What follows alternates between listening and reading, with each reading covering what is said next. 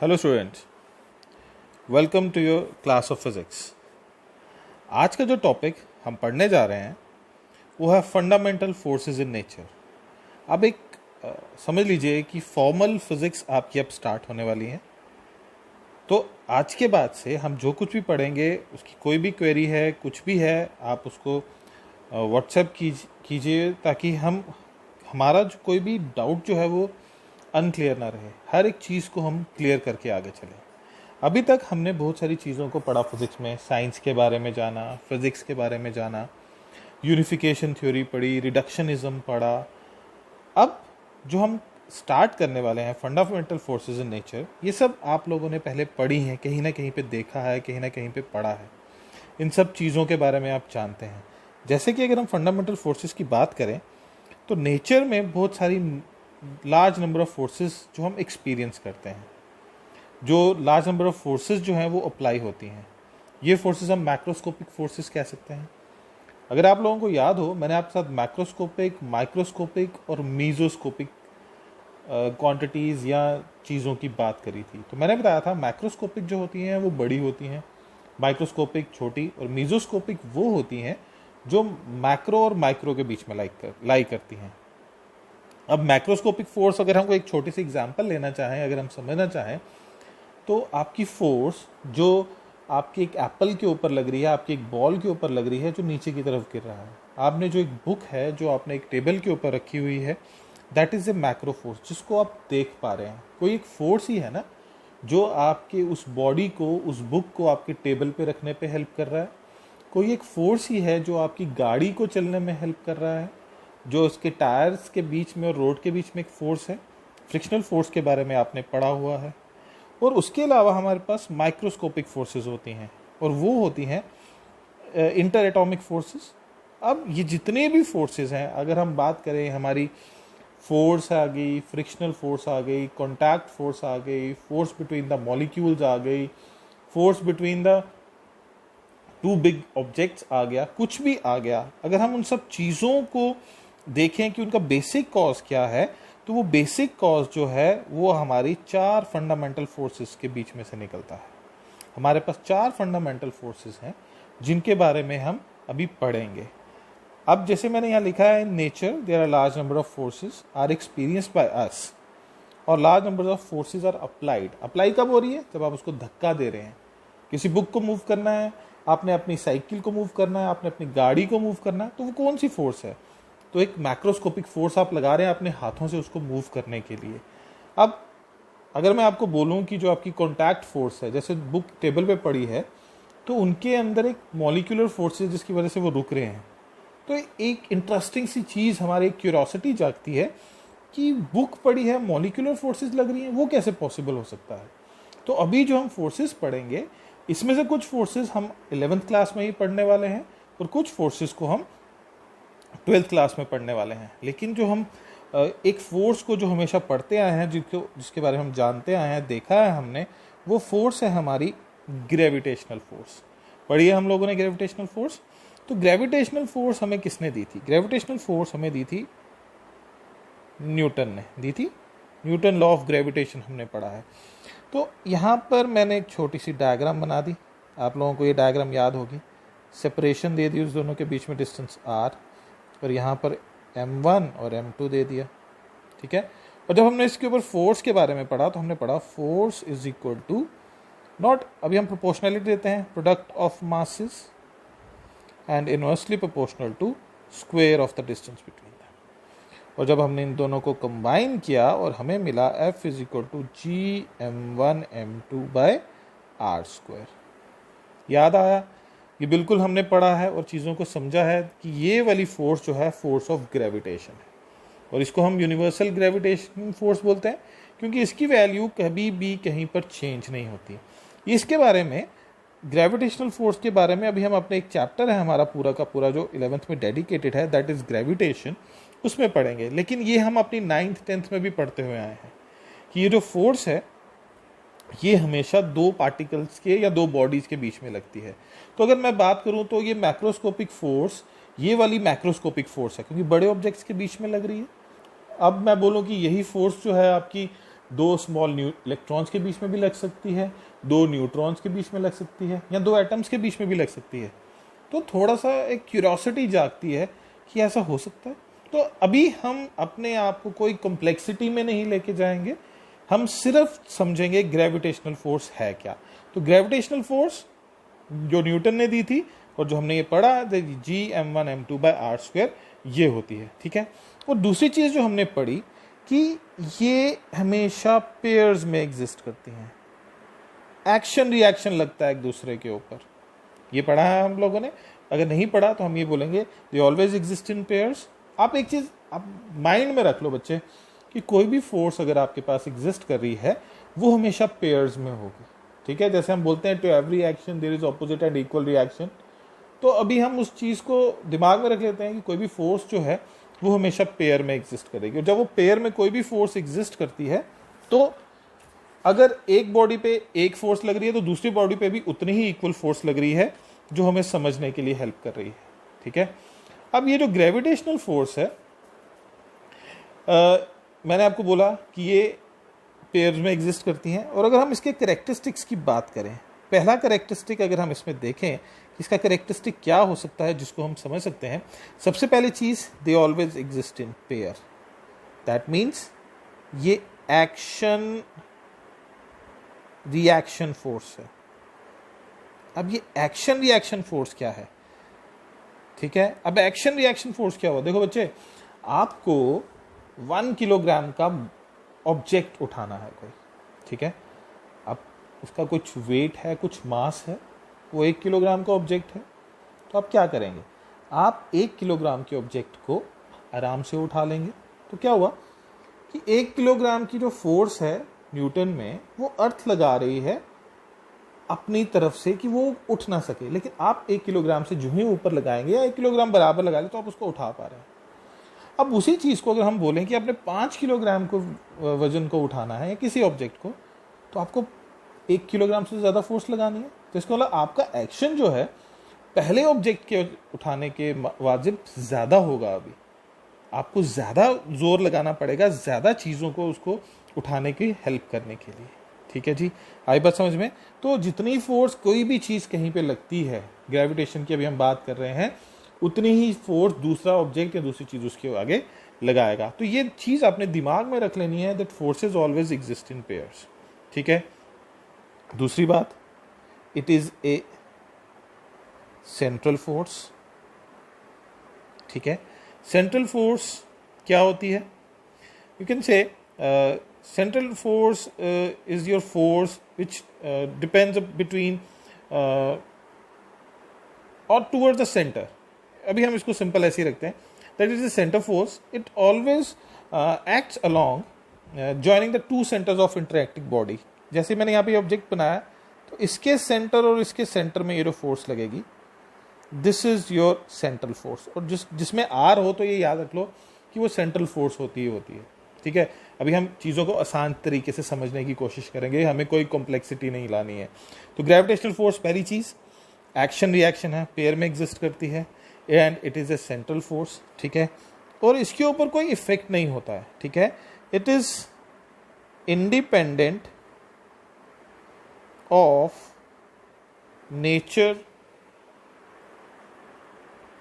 Of intervening medium. Intervening medium समझ रहे हैं, जहां आपने दो ऑब्जेक्ट रखे हैं उसके ऊपर जो फोर्स लग रही है वो क्या है, हवा है, पानी है, उसके ऊपर उसको कोई इफेक्ट नहीं पड़ने वाला। ये चीज याद रखनी है हमने, ठीक है। दूसरी बात, it is A long range force, मतलब कि ये अप टू इन्फिनिटी तक जा सकती है। तो हम इसको समझ सकते हैं कि बड़ी दूर तक जा सकती है यहाँ पर।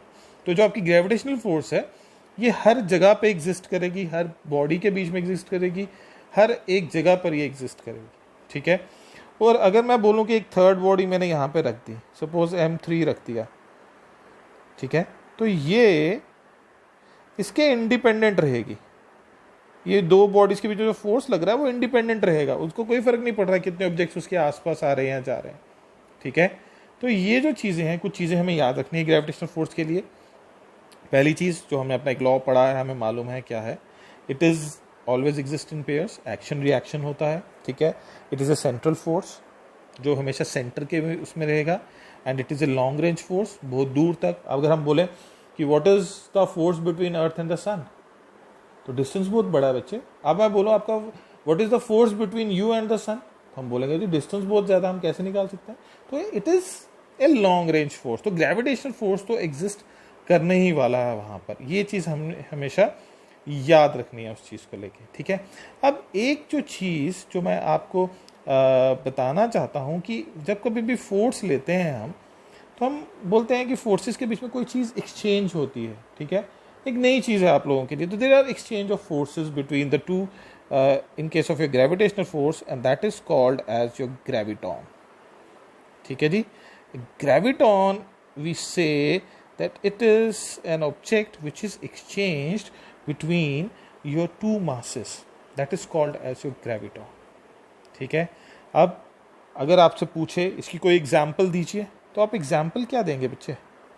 what the example you will give about a gravitation force between you and your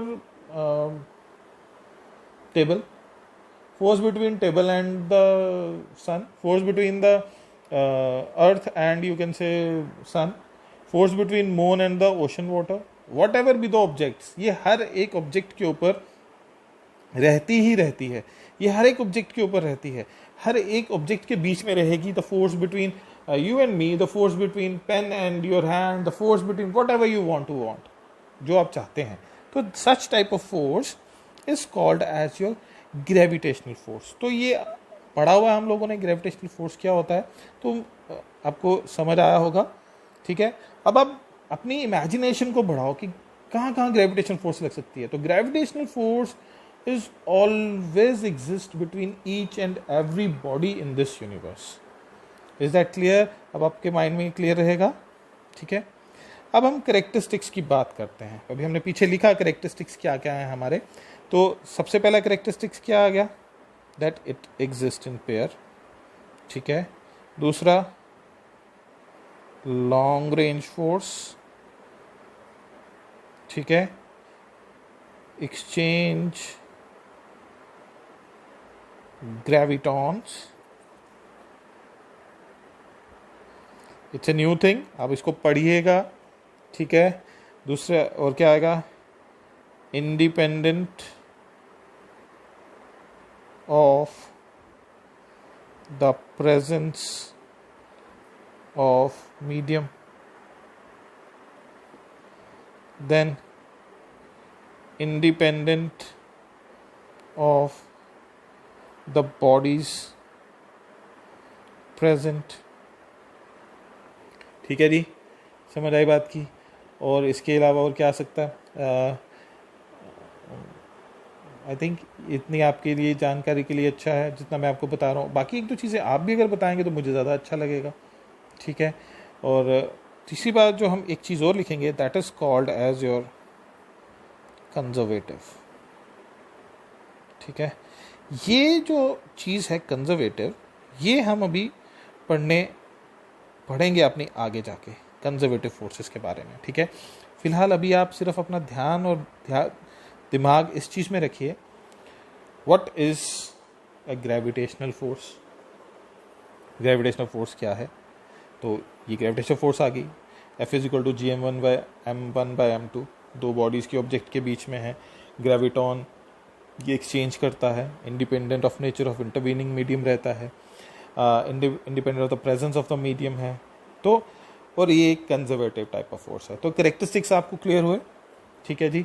अब हम आगे की तरफ चलते हैं, इलेक्ट्रोमैग्नेटिक फोर्स. अरे अब यहाँ पे तो जब ये इलेक्ट्रोमैग्नेटिक फोर्स लगा तो अब आप हैं ये समझ आ गई इलेक्ट्रोमैग्नेटिक फोर्स क्या होगी भाई, कि तो हमने पढ़ा नहीं है. तो आपने ये ज़रूर पढ़ा है कि like charges attract each other, sorry repel each other, and unlike charges attract each other, पढ़ा है, ठीक है. अब this is a force between the two charges, two charge particles, ठीक है. अगर हम बोलें कि हमारे पास चार्ज पार्टिकल्स हैं, उनके बीच में जो फोर्स ऑफ अट्रैक्शन या रिपल्शन, तो ये जो मैंने आपको अभी स्टार्टिंग में बोला कि आपके पास दो चार्जेस हैं, like charges repel each other और unlike charges attract each other. तो ऐसा करते हैं, हम दो चार्जेस यहाँ पर बना लेते हैं, बना लिए दो चार्जेस, और उसको हमने नाम दे दिया Q1 and Q2 and they are separated by distance r। ठीक है जी, डिस्टेंस r से दे दिया हमने। तो जो फोर्स ऑफ अट्रैक्शन और रिपल्शन होती है that is directly proportional to product of charges. पीछे क्या था, प्रोडक्ट ऑफ मासेस, यहाँ पे product of charges, and inversely proportional to square of the distance between them. जब हम इन दोनों को कंबाइन करेंगे we'll get F is equal to 1/4 pi epsilon naught, it is a constant, Q1 Q2 by r square, और इसकी value जो होती है वो होती है 9 × 10⁹ न्यूटन मीटर स्क्वायर पर कूलम स्क्वायर। ये अभी आपको याद करना रखना है, आपको समझना है इलेक्ट्रोमैग्नेटिक फोर्सेस क्या हैं।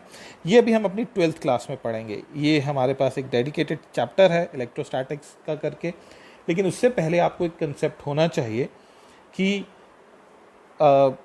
इलेक्ट्रोमैग्नेटिक फोर्सेस क्या होती हैं। तो इलेक्ट्रोमैग्नेटिक फोर्सेस आपकी तभी रोल प्ले करती हैं जब आपके पास चार्ज्ड बॉडीज होंगी, अनचार्ज्ड के ऊपर ग्रेविटेशनल रहेगा। तो अगर हम बात करें कि हमारे पास दो बॉडीज हैं और वो यूनिवर्स में जितनी भी चीज़ें एग्जिस्ट कर रही हैं वो तो यूनिवर्सल जो है वो यूनिवर्सली न्यूट्रल है, उनके ऊपर तो कोई चार्ज है नहीं है। चार्ज तो तभी आता है जब एक इलेक्ट्रॉन को कोई गेन करता है या एक इलेक्ट्रॉन को कोई लूज करता है, तभी पॉजिटिव नेगेटिव चार्ज आता है। तो जब हमने ये इलेक्ट्रोमैग्नेटिक फोर्स की बात करी तो ये जो फोर्सेस ये जो हमेशा एग्जिस्ट करेंगे आपके चार्ज पार्टिकल्स में, ठीक है, और सब कुछ वही है। अगर आपने ग्रेविटेशन फोर्स को याद रखा तो आप यहाँ पे आराम से देख सकते हैं that it is directly proportional to masses की जगह चार्जेस लगा दिया और inversely proportional to the distance कर लिया। अब एक चीज मैंने बोली थी that it always exist in pairs, तो बेटा जी ये भी एग्जिस्ट इन पेयर्स करते हैं, ठीक है। एक बॉडी एक को खींचने की कोशिश कर रही है तो वो, अब ऐसे ही है ना, एक दूसरे को आप खींचने की जब कोशिश करेंगे आप उतनी ही फोर्स लगाएंगे एक दूसरे पे ताकि मैं उसको खींच सकूं या वो उसको खींच सके। अगर दोनों चार्ज इक्वल मैग्नीट्यूड के हैं तो वो जल्दी से फटाक से आ जाएंगे, लेकिन अगर एक चार्ज बड़ा है और एक छोटा है तो वो छोटे वाले को अपनी तरफ खींचने की कोशिश करेगा। और अगर दो चार्जेस हैं और दोनों सेम हैं, अगर पॉजिटिव पॉजिटिव हैं तो वो इक्वल फोर्स लगाएंगे, एक कोशिश करेगा पास आने की तो दूसरा उसको रिपेल करने की कोशिश करेगा। तो these are also you can say action reaction forces, they always exist in pairs। तो मैंने आपको यही बोला that forces always exist in pairs, ठीक है। अभी ये जितनी भी चीज़ें हम बता रहे हैं we are talking about कि ये जो चार्जेस हैं they are at rest। जब कोई भी चार्ज मूव करता है तो वो मैग्नेटिज्म को प्रोड्यूस करता है, मैग्नेटिक इफेक्ट होता है वो, ठीक है। ये एक नया कंसेप्ट है, ये हमने अपनी 12th में पढ़ना है। हमने अभी कोई ऐसी चीज़ के ऊपर ध्यान नहीं देना जो हमारे को ये लगे कि नहीं ये मुझे ऐसे नहीं होगा, मुश्किल है। मुश्किल की कुछ नहीं है बच्चे, एवरीथिंग इज़ वेरी सिंपल। तो अभी हमने सिर्फ इस चीज़ के ऊपर ध्यान देना है, forces always exist in pairs. Electromagnetic force क्या है, वो हमेशा चार्जेस के ऊपर एग्जिस्ट करती है जब वो चार्जेस रेस्ट पे होते हैं, ठीक है। तो ये कब कब एग्जिस्ट करेगी, तभी एग्जिस्ट करेगी जब आपके पास चार्ज पार्टिकल्स होंगे। अब मैं बोलूँ आपके पास कॉम्ब है, कंगा है प्लास्टिक का, देखा है आप सबने, वो उसके पास प्रॉपर्टी आ जाती है कि वो स्मॉल बिट्स के पेपर को अट्रैक्ट कर लेता है, आ जाती है। ये सबने एक्सपेरिमेंट अच्छे तरीके से किया है और देखा है, आ जाती है ना। तो वो कैसे आ जाती है, वो ऐसे आ जाती है क्योंकि वो चार्ज हो जाता है जब आप उसको किसी ड्राई सरफेस पे करते हो एंड इट गेन्स और loses what ever the case. हम बोलेंगे गेन कर लेता है वो कुछ चार्जेस को, इसकी वजह से उसके ऊपर नेगेटिव है और पेपर के ऊपर पॉजिटिव है, तो वो इंसुलेटर। लेकिन आपने उसको चार्ज कैसे बनाया, बाय रबिंग, ताकि उसके जो इलेक्ट्रॉन वो गेन कर सके या लूज कर सके। समझ पा रहे हैं आप बात को। तो फोर्सेस इलेक्ट्रोमैग्नेटिक तभी आएंगी जब चार्ज पार्टिकल्स होंगे। न्यूट्रल पे क्या रहने वाला है, न्यूट्रल पे रहने वाली आपकी ग्रेविटेशनल फोर्स, मैक्रोस्कोपिक और microscopic, we are not talking about them. अभी हम सिर्फ ध्यान रखें अपना इलेक्ट्रोमैग्नेटिक फोर्स के ऊपर। तो इसके करेक्टरिस्टिक्स क्या हैं, ठीक है। तो इसकी सबसे जो इम्पोर्टेंट करेक्टरिस्टिक है वो ये है, ये अट्रैक्टिव भी है एंड रिपल्सिव भी है, ठीक है बच्चे जी। It is attractive also and repulsive also. तो ग्रेविटेशन क्या था, ओनली अट्रैक्शन नो रिपल्शन, ठीक है। ये चीज एक इसमें चेंज है, ये भी लॉन्ग रेंज होती है ठीक है, ये याद रखना है आप लोगों ने। It is also a central force. तो आप देखते जाइए, आपके जो करेक्टरिस्टिक्स हैं वो आपको साथ साथ पीछे सिमिलर ही लगेंगे, ठीक है। And it obeys your inverse square law. Inverse square law ये होता है कि जितना बड़ा डिस्टेंस होगा उतनी कम फोर्स होगी, जितना छोटा डिस्टेंस होगा उतनी ज़्यादा फोर्स होगी। समझ रहे हैं? तो वो तो उसमें भी रहेगा, फोर्स पास है तो दूर क्यों है, तो वो तो आपकी ग्रेविटेशन में भी रहने वाला है, तो इसमें कोई वो सोचने की ज़रूरत ही नहीं है। तो ये भी आपकी कंजर्वेटिव फोर्स होती है, ठीक है। It only depends upon initial and final position, it does not depend upon the path, आपने कैसा पाथ लिया है। तो कंजर्वेटिव में आपको बताना नहीं चाह रहा था, लेकिन फिर भी क्योंकि हमने ये आगे पढ़ना है, तो it only depends upon initial and final position, not on the path taken. तो अभी हम सिर्फ अपनी जिस चीज़ के ऊपर ध्यान दे रहे हैं वो है कैरेक्टरिस्टिक। कैरेक्टरिस्टिक क्या है? अट्रैक्टिव और रिपल्सिव दोनों, long range, centre force, inverse square law, ठीक है, और कंजर्वेटिव फोर्स, ठीक है। और जो आपकी जितनी भी रिएक्शंस होती हैं बॉन्डिंग में होती है, तो उसमें इलेक्ट्रोमैग्नेटिक फोर्स ही आपकी काम करती है। तो electromagnetic force is such type of those thing over there, ठीक है। अब मैं आपको बोलूँ कि आपकी फ्रिक्शनल फोर्स जो है वो भी एक इलेक्ट्रोमैग्नेटिक फोर्स है, आप बोलेंगे वो तो पॉसिबल ही नहीं हो सकता सर, कैसे हो सकता है? फ्रिक्शनल फोर्स इज ऑल्सो है। तो बच्चे, अट्रैक्शन है ना दो बॉडीज के बीच में, बॉडी तब तक मूव नहीं कर रही। अभी हम इसका माइक्रोस्कोपिक व्यू पढ़ना है, आगे पढ़ना है, लेकिन एक छोटी सी क्यूरियोसिटी जगा दी मैंने आपके अंदर कि इज इट पॉसिबल कि वो भी एक इलेक्ट्रोमैग्नेटिक वेव है? हाँ बच्चे, तो क्या वो मूव नहीं ना करते? जब मूव करना है तो आपको फोर्स ज़्यादा लगाना है, तो इसका मतलब दो सर्फेसिस के बीच में अट्रैक्शन है। जो ही वो अट्रैक्शन कम होती है, आप फोर्स लगाते हैं एक्सटर्नल, तो वो मूव करना शुरू कर देता है। बड़ी सारी चीज़ें आप नई नई सीखेंगे बच्चे। Now you just focus on कि हमें जो चीज़ समझ आ रही है और जो नहीं आ रही है आप व्हाट्सएप कीजिए, मुझे बताइए कि हमें ये चीज़ समझ नहीं आई, ठीक है। Is that clear? समझ आया आपको characteristics of your electromagnetic forces? Next one is your weak nuclear force, ठीक है।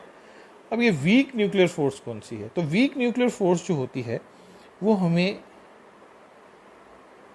बीटा डिके में मिलती है, ठीक है, फॉर ए मोमेंटरली, थोड़ी देर के लिए, ठीक है।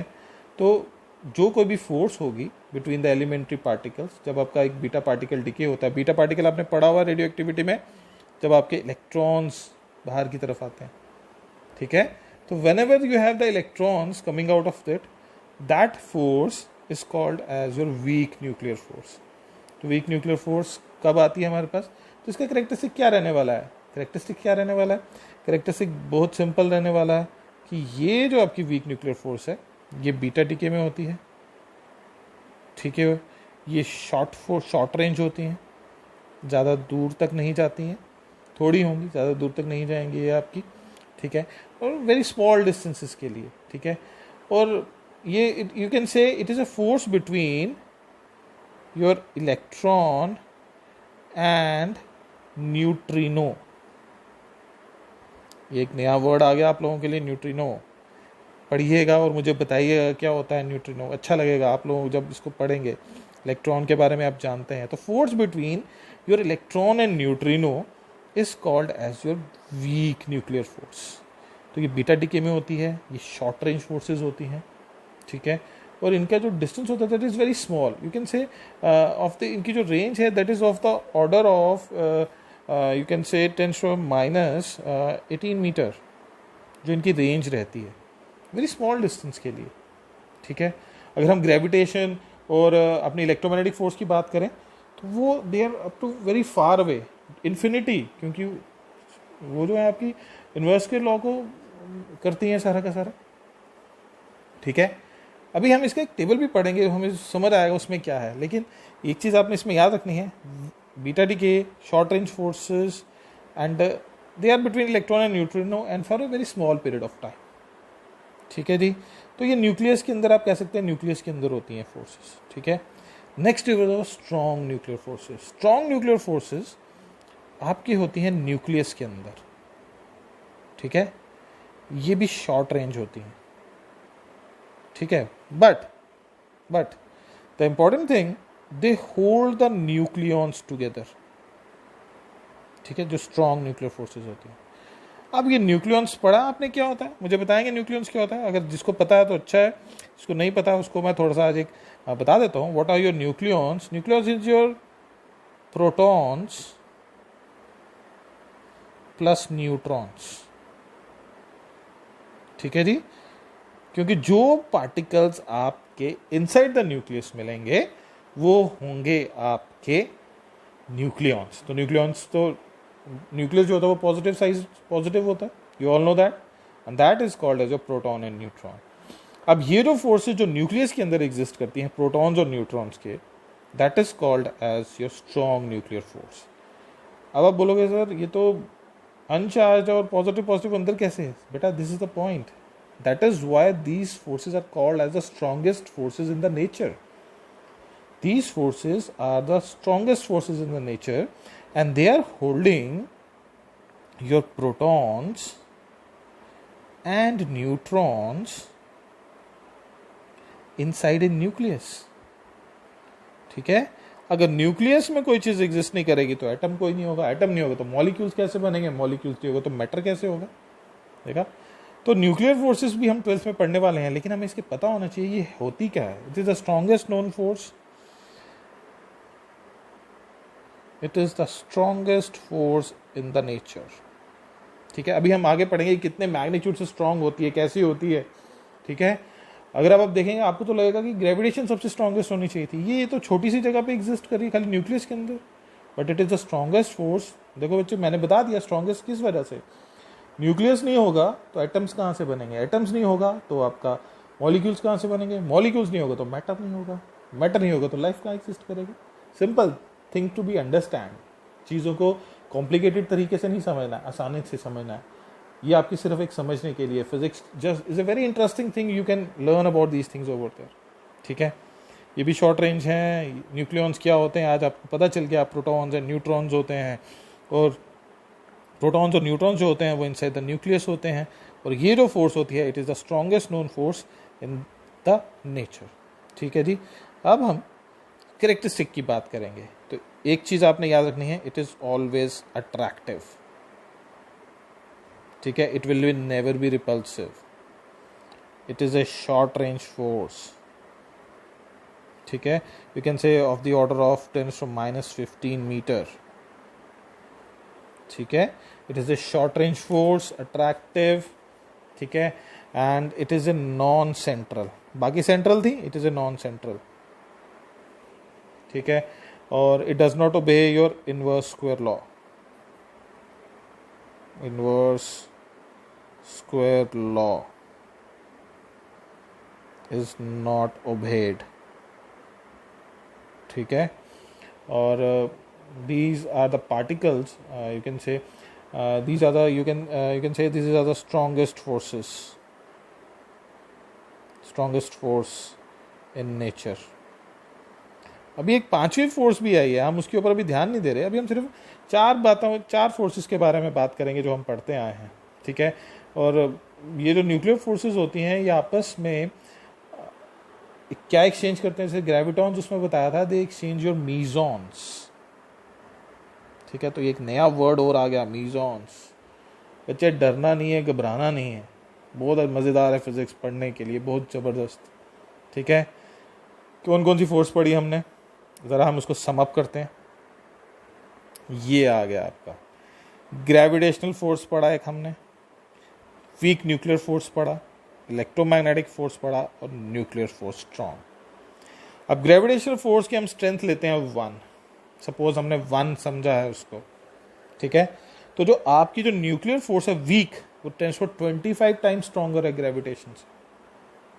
ठीक है, इलेक्ट्रोमैग्नेटिक जो है वो 10⁻36 टाइम्स स्ट्रॉन्गर है ग्रेविटेशन से. मैं जो एक बेसिक पॉइंट ले रहा हूं वो ग्रेविटेशनल फोर्स को लेके चल रहा हूं. ठीक है, और जो आपकी स्ट्रॉन्ग न्यूक्लियर फोर्स है वो 10⁻38 टाइम्स स्ट्रॉन्गर है आपकी ग्रेविटेशनल फोर्स से. अगर आप देखें जो आपकी न्यूक्लियर फोर्स है वो 10⁻2 टाइम्स स्ट्रॉन्गर है आपके इलेक्ट्रोमैग्नेटिक और स्ट्रॉन्ग न्यूक्लियर फोर्स में. So it is the strongest known force in the nature. उसके बाद मैंने आपको बताया रेंज, ये इन्फिनिटी तक जाती हैं। It is A short range forces, बताया मैंने वहाँ पे, very small distance, you can say of the order of 10⁻⁻18। ये भी इन्फिनिट जाएगी बिकॉज आर है इसके अंदर और ये शॉर्ट होती हैं, और and its range is of the order of 10⁻⁻15 metre. और किस किस पे एप्लीकेबल होती है? All objects in the universe. Gravitational force बेटा इलेक्ट्रॉन प्रोटॉन पे भी है, बट न्यूक्लियर फोर्स है स्ट्रॉन्गेस्ट है। अब आप बोलोगे ग्रेविटेशन कैसे हो सकती है? सिंपल पॉइंट, अनचार्ज है तो बच्चा ग्रेविटेशन तो आएगा ही आएगा, और अगर चार्ज है तो स्ट्रॉन्ग आएगा न्यूक्लियर फोर्स, सॉरी इलेक्ट्रोमैग्नेटिक। समझ गए बात को? तो gravitational force exist all objects in the universe. ये जो आपकी वीक फोर्स है, elementary particles, electron and neutrino, मैंने पीछे बताया आपको भी। इलेक्ट्रोमैग्नेटिक फोर्स, चार्ज पार्टिकल्स, ये तब एग्जिस्ट करेगा जब चार्ज पार्टिकल्स होंगे आपके पास। इलेक्ट्रॉन प्रोटॉन चार्ज पार्टिकल है, उनके कैसे होगा, फोर्स कैसे आ सकती है।